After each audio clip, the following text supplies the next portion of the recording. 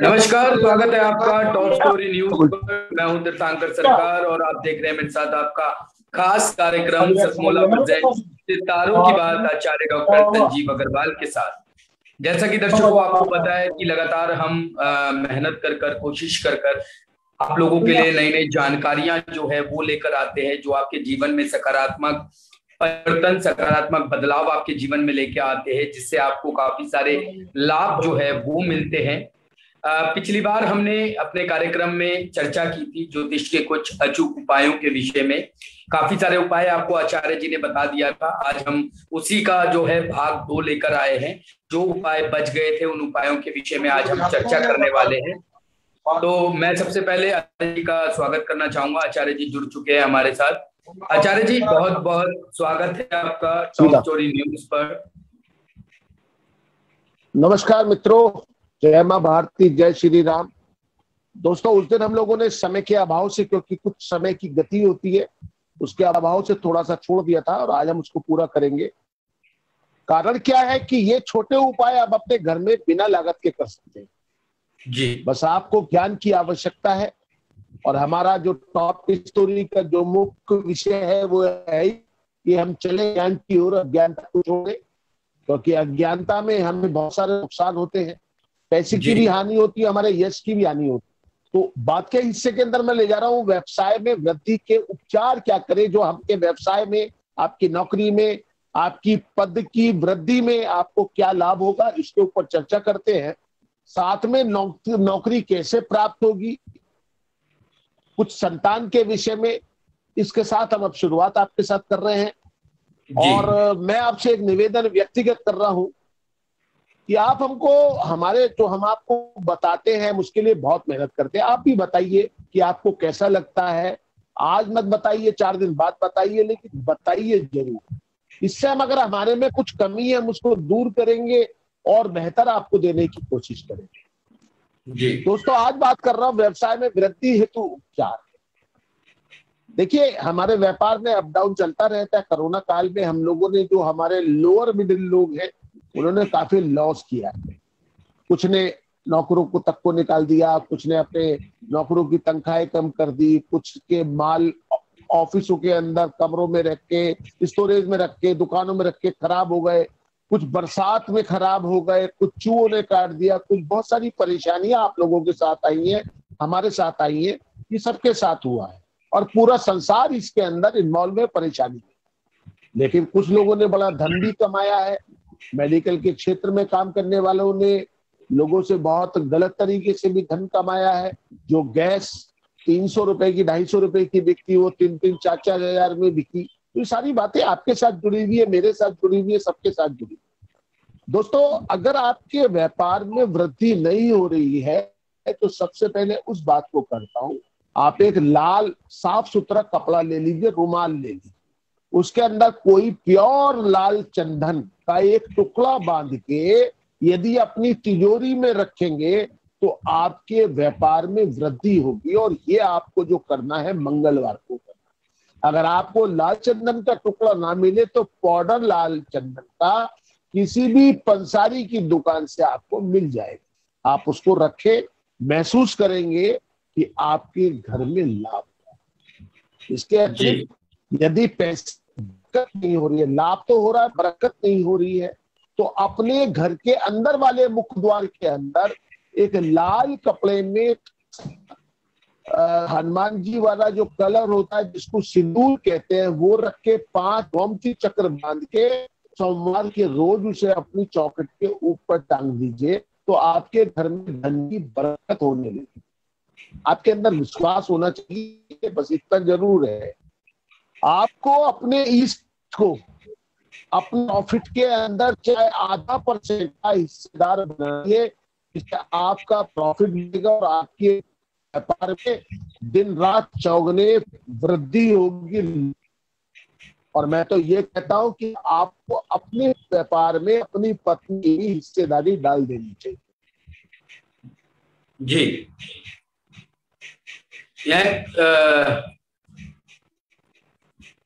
छोटे से ब्रेक के लिए रुकेंगे और ब्रेक के बाद फिर लौटेंगे। जितना जी में आए खाओ, बस खाते ही खाते जाओ। धरनी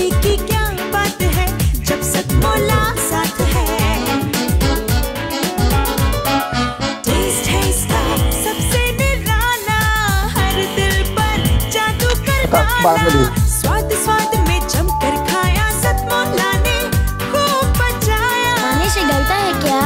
सतमोला।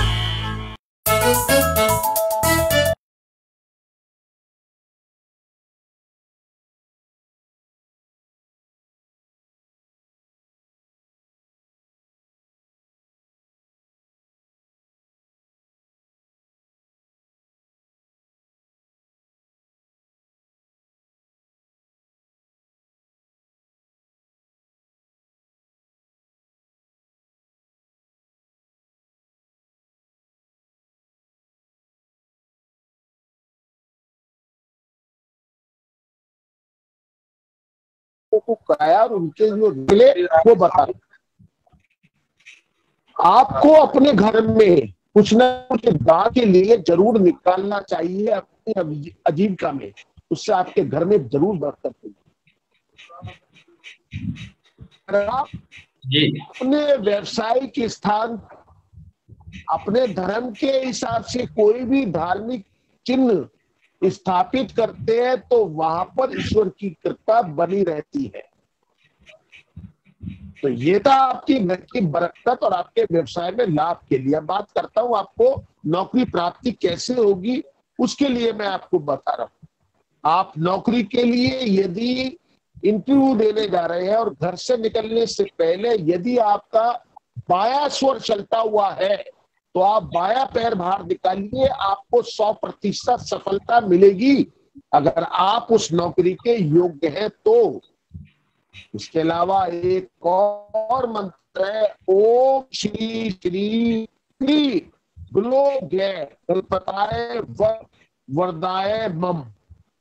इस मंत्र को पढ़ने के बाद यदि आप अपने इंटरव्यू के लिए जाते तो 100% सफलता मिलेगी जी। आप इसके अतिरिक्त 1 चम्मच दही शक्कर के साथ खा के जाए तो भी आपको सफलता मिलने के चांस बहुत ज्यादा होंगे। आप यदि स्वर के रूप में परेशान है, स्वर आपको नहीं पता चलता, तब ऐसी स्थिति में अपने दाएं पैर को पहले घर से बाहर निकालिए जी, और 1 मुट्ठी साबुत मसूर लेके जाइए बाहर। उसको जब आप घर से बाहर निकले तो उसको अपने बाएं हाथ पे फेंक दीजिए और निकल जाइए। आप विजेता बनेंगे, आपकी नौकरी भी लगेगी और आप खुश भी रहेंगे। और शीघ्र नौकरी प्राप्त करनी है तो थोड़े से काले तिल लेकर उसके ऊपर, उसे पीपल के नीचे रख के उसके ऊपर एक सरसों के तेल का दिया जला दीजिए। तो नौकरी में आने वाला, यानी कि आपको अपॉइंटमेंट लेटर तो मिल गया, उसके बाद भी आप लेट हो रहे हैं तो वो लेट आपकी खत्म हो जाएगी। इसके अतिरिक्त मैं आपसे बात करूंगा, ये तो थी आपकी नौकरी की। अब मैं आपसे करता हूं कर्जा, आपका कर्जा कैसे चुकेगा, बड़ा महत्वपूर्ण है। आजकल बहुत सारे लोग कर्जदार हो गए हैं पीछे लॉकडाउन के में।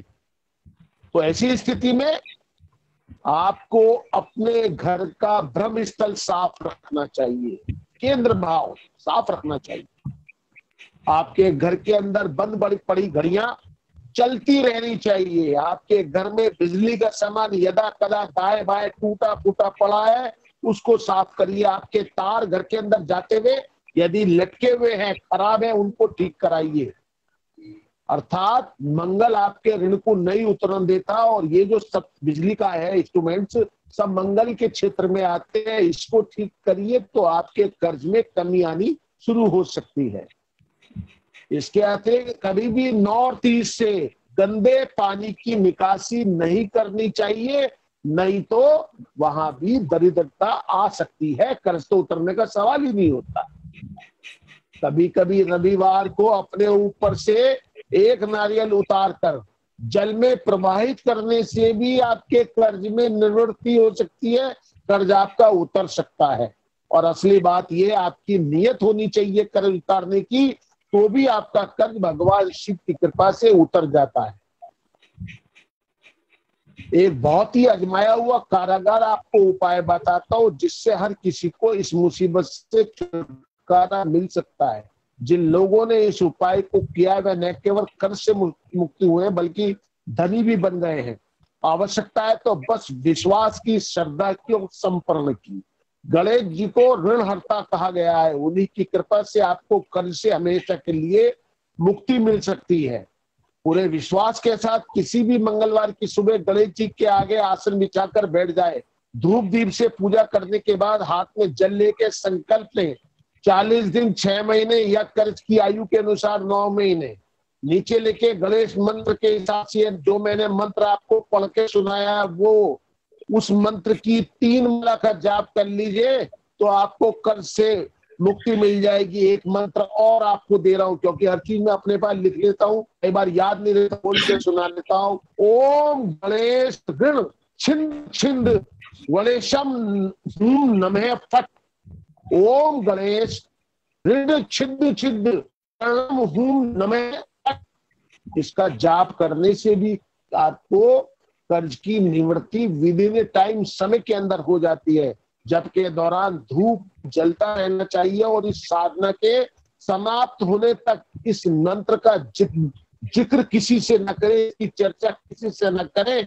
पहले 15 दिन के अंदर ही आपको आशा की किरण दिखाई देने लगेगी। और अगर आप इसको निरंतर करेंगे तो शिव की कृपा तो आपको मिलेगी मिलेगी, लेकिन गणेश जो ऋण मुक्त करता है, ऋण हरता है, उनका भी लाभ आपको मिलेगा। ये बिल्कुल निश्चित समझ लीजिए। जी जी आचार्य जी, जी आचार्य जी, बहुत बहुत धन्यवाद आचार्य जी इतनी बेहतरीन जानकारी दर्शकों को देने के लिए। आचार्य जी, मेरा अगला सवाल आपसे है। एक टॉपिक को लेके हमारा डिस्कस हुआ था, महादेव के शीश पे जो चंद्रमा है उसके पीछे की क्या कहानी है, आज हम ये जानना चाहते हैं आपसे। एक बार दर्शकों को उसके विषय में थोड़ा सा। बिल्कुल बताता हूँ साहब। ऐसा था, चंद्रमा मतलब चंचल स्वभाव, चंद्रमा का स्वभाव बड़ा चंचल माना गया है।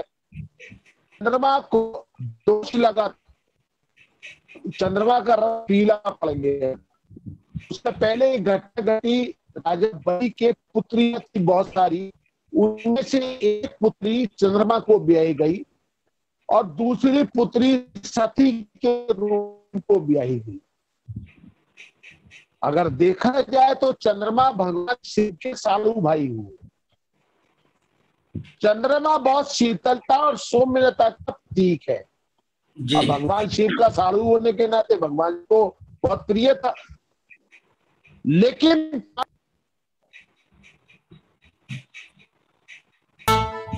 जितना जी में आए खाओ, बस खाते ही खाते जाओ।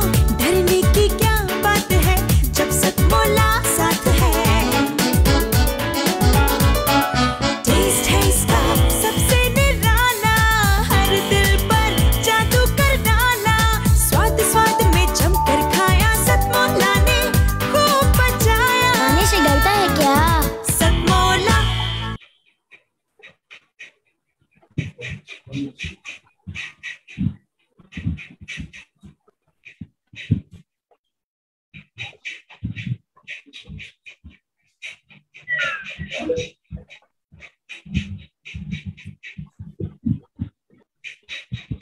जी आचार्य जी,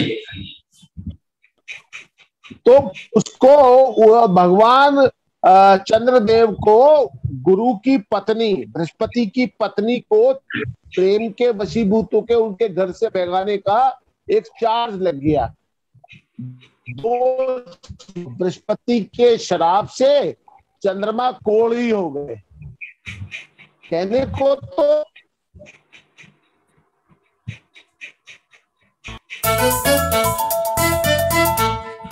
जितना जी में आए खाओ, बस खाते ही खाते जाओ। डरने की क्या बात है जब सतमोला साथ है। टेस्ट है इसका सबसे निराला, हर दिल पर जादू कर डाला। स्वाद स्वाद में जमकर खाया, सतमोला ने खूब बचाया। खाने से डरता है क्या? सतमोला। तो चंद्रमा का जो शीतलता थी, उसका कौमार्य था, उसकी सौम्यता थी, वो सारी समाप्त हो गई। जी। तो ऐसे में माता पार्वती के आग्रह पे भगवान शिव ने चंद्रमा को अपनी जटाओं में धारण कर लिया और धीरे धीरे उनका जो रूप था, उनका सौंदर्य लौटने लगा। लेकिन एक दिन इन्हीं चंद्रमा ने गणेश जी की मजाक उड़ा दिया। जी, जिस का मजाक उड़ाया गया उस दिन गणेश चौथ थी। और आज तक कलयुग के इस काल तक भी जो लोग चौथ का चांद देखते हैं उनके ऊपर गणेश जी की बुराई का असर पूरा होता है। जी, ये तो थी चंद्रमा की। मेरा कहना यह है कि जो लोग मानसिक परेशानियां किसी भी दुनिया में हो, यदि वो सर्वव्यापी भगवान भोलेनाथ आशुतोष शिव के चरणों में चले जाए तो आप यकीन करिए शिव उनके ऊपर रीझ जाते, उनके सारे दोषों को, उन्हें कलंकों को समाप्त करके अपने चरणों में स्थान दे देते हैं और उसके बाद व्यक्ति अपने आप को सर्वस्व पाता है। अर्थात जिस कहा गया है, जैसे भगवान शिव ने चंद्रमा के रोगों को खत्म किया, एक थोड़े से प्रयास से अपने मस्तिष्क पे धारण कर लिया, ऐसे ही यदि हम लोग भगवान शिव के चरणों में बैठ जाएं, अपने मस्तिष्क को उनके चरणों में रख दे, तो जिस तरह भगवान श्री कृष्ण ने चंद्रमा के दोषों को दूर किया, हर मानव के दोषों को भगवान शिव दूर कर सकते हैं। इसलिए ये जो कथा है ये आज के युग में भी प्रश्न युक्त है। इसके अंदर बहुत कुछ छपा हुआ है। आज हम किसी भी धर्म के मानने वाले हो, लेकिन हम सब लोग सनातन धर्म के हैं जानने वाले। क्यों? सदियों से एक ही धर्म पूजा गया, बाकी के सब धर्म कोई 2000 वर्ष से, कोई 3000 वर्ष से, कोई 15 वर्षों से आया है। लेकिन जो सनातन धर्म है उसका तो इतिहास ये कहता है कि पता ही नहीं किस युग से आया है। अर्थात हर युग में भगवान शिव ही पूजनीय है। जो लोग भगवान शिव को पूजते हैं उनका चंद्रमा जैसा हाल हो जाता है। जैसे चंद्रमा अपने रोगों से, अपनी परेशानी से मुक्त हुआ है, ऐसा हर व्यक्ति हो जाता है। ये बात कह के मैं अपनी बात समाप्त करता हूँ और आपसे भी ये निवेदन करता हूँ, आप भी भगवान शिव को जरूर माथा टेको। सरकार, आपकी भी बहुत सारी परेशानी दूर हो जाएगी। आप जल्दी जल्दी आपका स्वास्थ्य उन्नीस होता है, एक बार भगवान को आप भी माथा टेक लो, कल्याण हो जाएगा। फिर आप भी यहाँ पर मीडिया में बैठ के बताना कि हाँ मुझे भी अच्छा लगा। जी जी बिल्कुल आचार्य जी, बहुत बहुत धन्यवाद दर्शकों को इतनी बेहतरीन जानकारियां देने के लिए, प्राचीन जो हमारी कथाएं हैं उनसे बताने के लिए, उसके पीछे की मान्यताओं से दर्शकों को अवगत कराने के लिए। दर्शकों से मेरा अनुरोध है, अगर आपकी कुछ समस्याएं हैं तो नीचे दिए गए नंबर पर आप हमें संपर्क करके अपनी समस्याएं भेज सकते हैं। हम आचार्य जी से उन सवालों के जवाब लेकर आप तक जरूर पहुंचाएंगे। आप हमारी इस वीडियो को जिस प्लेटफॉर्म पे भी देख रहे हैं, चाहे आप फेसबुक पे देख रहे हैं, चाहे यूट्यूब पे, चाहे हमारी वेबसाइट पे, आप इसे ज्यादा से ज्यादा शेयर कीजिए ताकि बाकी लोगों को भी इससे ज्ञान मिल सके, बाकी लोग भी इससे लाभ ले सके। ताजा तरीन खबरों को पढ़ने के लिए लॉग इन कीजिए www.topstory.online। कहीं मत जाइएगा, बने रहिएगा खबरों में। फिर मिलेंगे कुछ नई जानकारियों के साथ, कुछ नई कहानियों के साथ। तब तक के लिए देखते रहिए सतमोला प्रेजेंट सितारों की बात, आचार्य डॉक्टर संजीव अग्रवाल के साथ। नमस्कार। जितना जी में